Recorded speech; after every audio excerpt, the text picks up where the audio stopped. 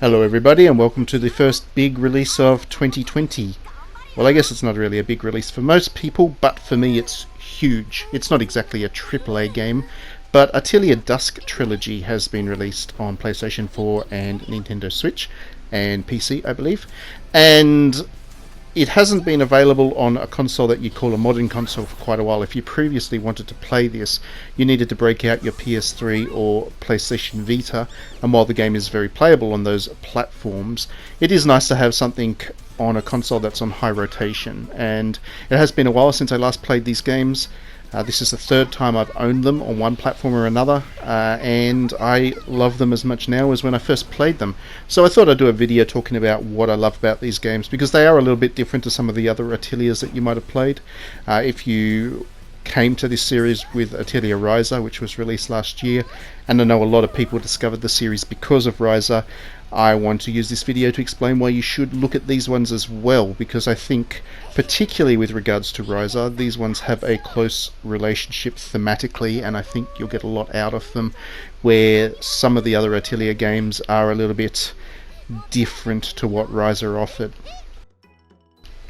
Before I get into my discussion about the game, I do want to say that this footage that you're seeing, I've pulled it from all three games at one point or another, but it is from the very early part of each game, less than maybe 2 hours into each.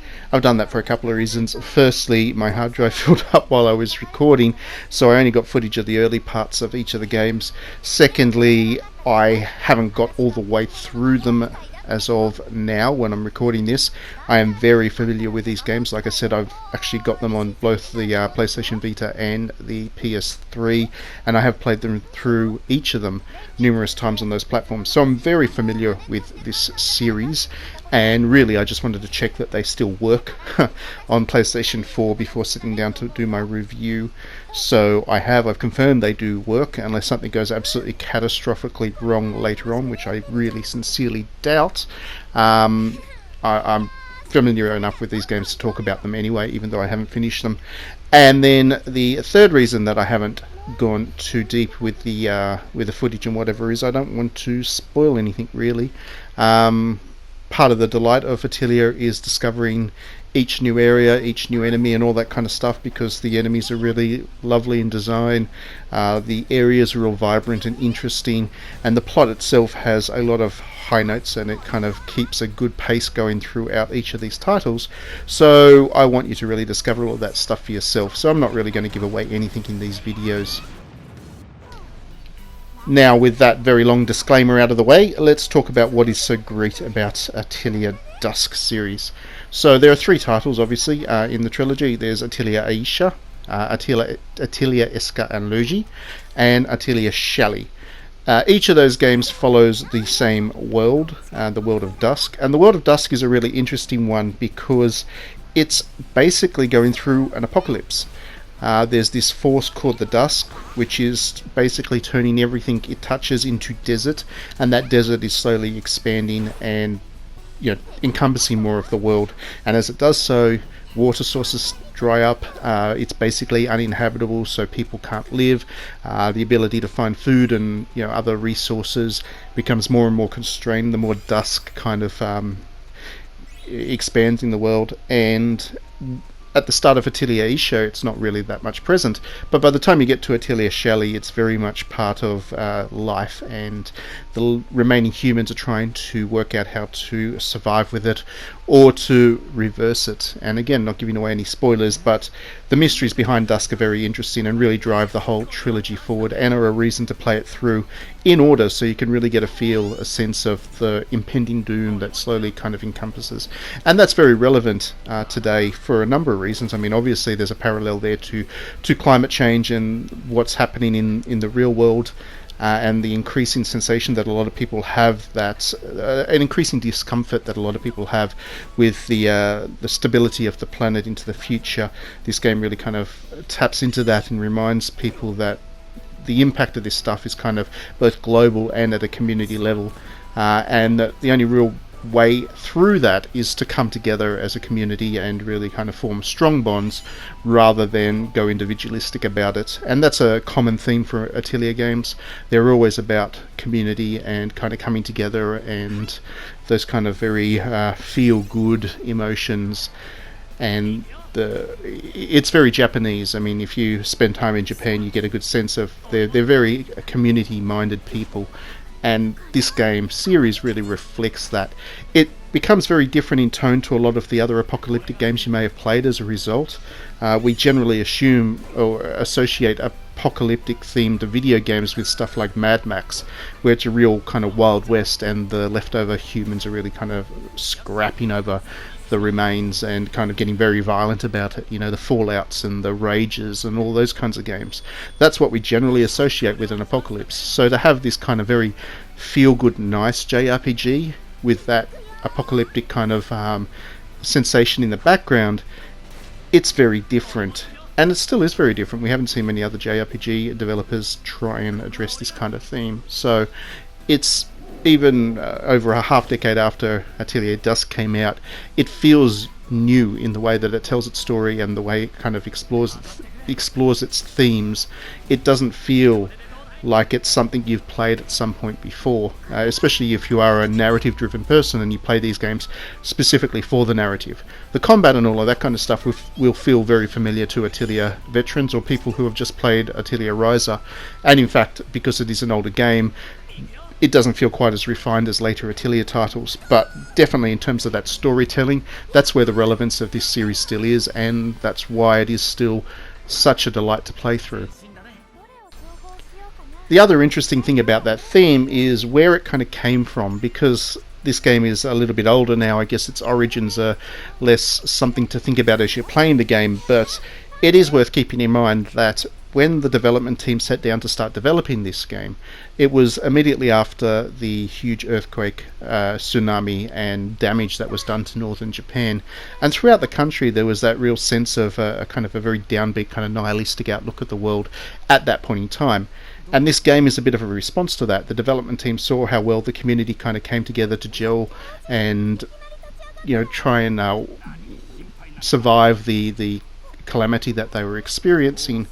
And that really had a big impression on the development team, and that's where the genesis of this series comes from. So it feels very honest, where a lot of the other Atelier games are really played for kind of laughs or lightheartedness, or kind of that sense of adventure. So you've got, you know, Atelier Ryza is all about that sense of adventure and kind of coming of age story.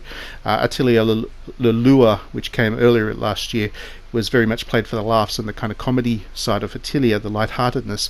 This one feels a little bit more soulful to the Japanese spirit and culture, and it's nothing explicit as you're playing. It's not a parallel that's made very clear. If you didn't hear me say that, and if I hadn't heard that straight from the developer when I spoke to them a fair few years ago now, I wouldn't have made that connection, and you probably wouldn't make that connection if you hadn't been told about it either. But it is there, and once you play the game with that in mind, you do get that sense of very kind of soulful Japaneseness about the way that this game tells its stories and the way that it's really presented. It's something that's very core to the Japanese culture, I find. On a personal note, when I talk about my kind of favourite Atelier titles, I don't often think about the Dusk series, and that's not a criticism of Dusk itself, but my favourite titles are kind of Atelier, Maruru, and Lulula. I have a huge soft spot for the Arlen series, probably because it was my first Atelier series, but also because it has Mel Kishida's art, and Mel Kishida is not the artist behind these character designs. I'm also a big fan of Atelier Lydian Sul and Thuris because of the characterization of those games.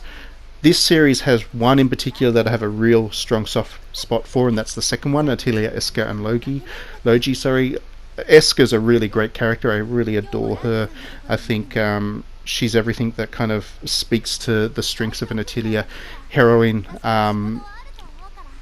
while also having that strong coming of age story. And she has Logi as the other dual protagonist to kind of bounce off, and that really helps the characterization of both of them. But in terms of the other ones, I mean, I really like Aisha, and I only remembered how much I liked Aisha playing through her game again. It's one of those kind of forgotten Atelier games. I don't think people talk about it that much. It does have some kind of rawness about the gameplay side of things, but the character itself is really great, and I think if you play Atelier Aisha in the context of the whole trilogy, it actually becomes stronger because it really sets up the story and a lot of the secondary characters that kind of recur into the later games. It's a stronger game when it's in the context of a trilogy than when it was by itself. So I think that's why that one's a little bit overlooked. And Shally is a really popular one. It's just one that, for whatever reason, I didn't get along with quite as well. There's two protagonists in it as well. They're both named Shally. That's why there's only one name in the title. But yeah, Shally's not really my favourite. Again, it's no criticism of the game. I think they're all 5-star games. And this is definitely my favourite JRPG series. So when I say it's not my favourite Atelier game, that's in the context of a series that I have all the time in the world for. But Shally's not the top of that list. But then again, it is for a lot of other people. There are a lot of people that like one or the other of the Shallys most of all. Favourite characters are always a very subjective thing, so I'm not suggesting that my opinion is definitive there by any means. But definitely, if you haven't played an Atelier game before, do so. These games are kind of majestic, and they're beautiful, they're soulful, they mean a lot to the overall series.